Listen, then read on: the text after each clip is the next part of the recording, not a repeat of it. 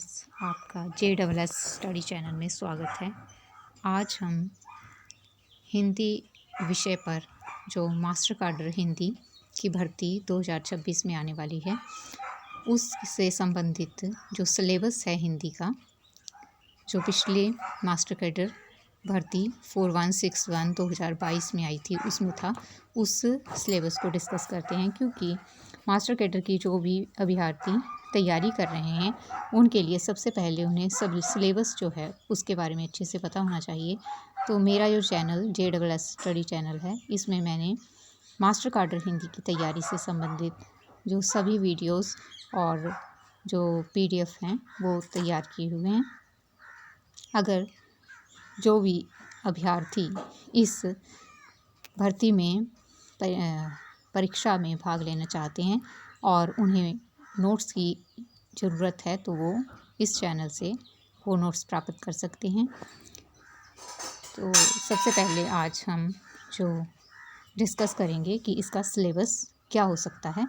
तो ये सिलेबस जो है पिछला सिलेबस है 2020 का 22 का, और इसमें थोड़ा बहुत अंतर हो सकता है वरना यही सिलेबस होगा। तो चलिए स्टार्ट करते हैं सिलेबस को डिस्कस करना।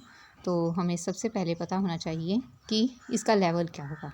तो पेपर का लेवल जो होगा उसमें दिया गया है कि परीक्षा की कठिनाई का स्तर जो होगा स्नातक होगा, BA लेवल का होगा। और क भाग में जो है हिंदी साहित्य का इतिहास से संबंधित टॉपिक्स दिए गए हैं, और इन सभी टॉपिक्स पर जो है मैं आपको वीडियो प्रोवाइड करूँगी। जो विद्यार्थी प्राप्त करना चाहते हैं तो वो मेरे जो चैनल को सब्सक्राइब करें एंड बेल आइकन को जो है दबाएं ताकि उन्हें मेरे लेटेस्ट वीडियोस की जानकारी प्राप्त हो सके। तो आदिकाल व मध्यकाल से संबंधित कौन कौन से टॉपिक्स हैं। पहले भाग में हिंदी साहित्य का इतिहास, काल विभाजन और सीमा निर्धारण और नामकरण किया जाएगा। सेकंड में कि आदिकाल की पृष्ठभूमि क्या थी, सिद्ध और नाथ साहित्य, उसमें रासो साहित्य और जैन साहित्य, इनको हम जो विद्यार्थी हैं वो पढ़ेंगे। उसके अलावा तीसरा जो दिया गया है कि आदिकाल की प्रमुख परिस्थितियाँ क्या थी और प्रवृत्तियाँ क्या थी, ठीक है। और सेकंड पार्ट में दिया गया है कि भक्ति काल की परिस्थितियाँ और प्रवृत्तियाँ, ठीक है। तो इसमें भक्ति काल की जो है प्रवृत्तियाँ, परिस्थितियाँ और विभिन्न काव्य धाराएँ क्या थी दूसरे पार्ट में। उसमें दूसरे भाग में दिया गया है कि संत काव्य, सूफी काव्य, राम काव्य, कृष्ण काव्य और प्रमुख कवि और उनका योगदान क्या रहा। तीसरे पार्ट में देखेंगे रीतिकाल का नामकरण, विभिन्न धाराएँ, परिस्थितियाँ और प्रवृत्तियाँ, ठीक है। और थर्ड पार्ट में दिए गए हैं प्रमुख कवि। तो इसमें हमने प्रमुख कवि जो करने हैं वो है चंद्रवरदाई, अमीर खुसरो, विद्यापति, कबीर, सूरदास, तुलसीदास, रैदास, केशव, जायसी, बिहारी, रहीम, मीराबाई और रस खान। और दूसरे पार्ट में दिया गया है कि आधुनिक काल। तो आधुनिक काल से संबंधित जो टॉपिक है उसमें से पहला है कि आधुनिक काल की प्रमुख परिस्थितियाँ और प्रवृत्तियाँ क्या थी। दूसरा कि भारतेंदु युग, द्विवेदी युग, छायावाद, प्रगतिवाद, प्रयोगवाद, नई कविता, प्रमुख साहित्यकार, उनकी रचनाएं और विशेषताएं, ये होगा इसमें। और तीसरे पार्ट में दिया गया है हिंदी गद्य का उद्भव और विकास। उसमें कहानी, उपन्यास, नाटक, निबंध, आत्मकथा, जीवनी, संस्मरण, रेखाचित्र, यात्रा वृत्तांत, डायरी आदि आ जाएंगे। उसके बाद में दिया गया है कि प्रमुख कवि, ठीक है, आदिकाल के जो आधुनिक काल के कवि हैं उनमें हमने देखना है भारतेंदु हरिश्चंद्र, महावीर प्रसाद द्विवेदी, अयोध्या सिंह उपाध्याय अरियौद, जयशंकर प्रसाद, महादेवी वर्मा, मैथिली शरण गुप्त, सूर्यकांत त्रिपाठी निराला, सुमित्रा नंदन पंत, सुभद्रा कुमारी चौहान, हरिवंश राय बच्चन और रामधारी सिंह दिनकर, ठीक है। और प्रमुख कहानीकारों में जो दिए गए हैं वो हैं जयशंकर प्रसाद, मुंशी प्रेमचंद जी, जैनेन्द्र, मनु भंडारी, कृष्णा सोवती, सुदर्शन, कमलेश्वर और यशपाल। और प्रमुख निबंधकारों में दिए गए हैं निबंधकार जो, तो वो हैं रामचंद्र शुक्ल, राम वृक्षवेणीपुरी, बाबू गुलाब राय, हजारी प्रसाद द्विवेदी, महादेवी वर्मा, मुक्तिबोध, हरिशंकर परसाई।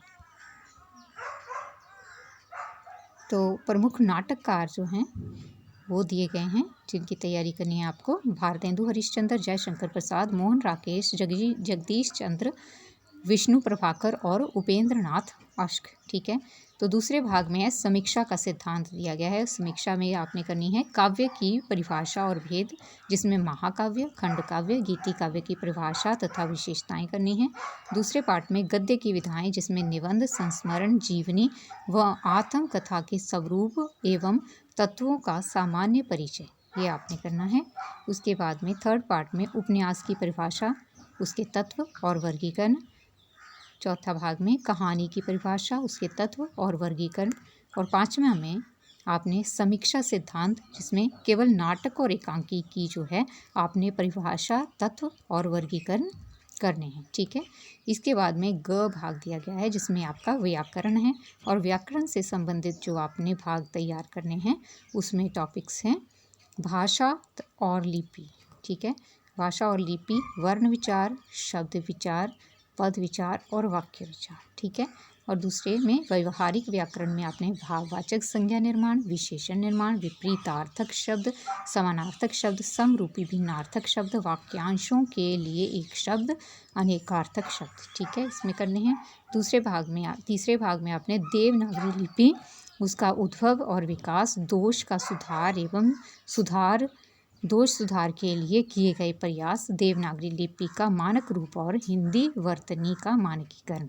ठीक है, चौथे भाग में आपने करने हैं मुहावरे और लोकोक्तियाँ। इसके बाद में घ भाग में आपका तकनीकी शब्दावली आएगी, तो वो तकनीकी शब्द होंगे जो कि प्रमुख परिभाषिक जो शब्द अंग्रेजी से हिंदी में होते हैं वो करने हैं, इम्पॉर्टेंट होंगे।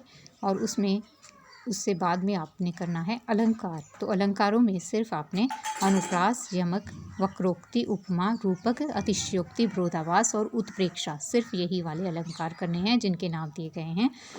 और इसके बाद में च भाग में छंद दिए गए हैं। छंदों में भी आपने सिर्फ दोहा, सोरठा, चौपाई, सवैया, कवित्त और कुंडलियाँ, इनको ही करना है। तो ये आपका हुआ सिलेबस जो है मास्टर कैडर हिंदी के लिए। और जो अभ्यर्थी हैं वो तैयारी कर रहे हैं मास्टर कैडर हिंदी की पंजाब में, वो मेरे चैनल को सब्सक्राइब कर सकते हैं, क्योंकि उन्हें इस बारे में जो मास्टर कैडर हिंदी के सभी टॉपिक्स पर जो वीडियोस हैं वो प्रोवाइड किए जाएंगे, जो कि बिल्कुल जो हैं उनके लिए इम्पॉर्टेंट साबित होंगे। तो मेरे वीडियो को देखने के लिए और चैनल को सब्सक्राइब करने के लिए आपका धन्यवाद।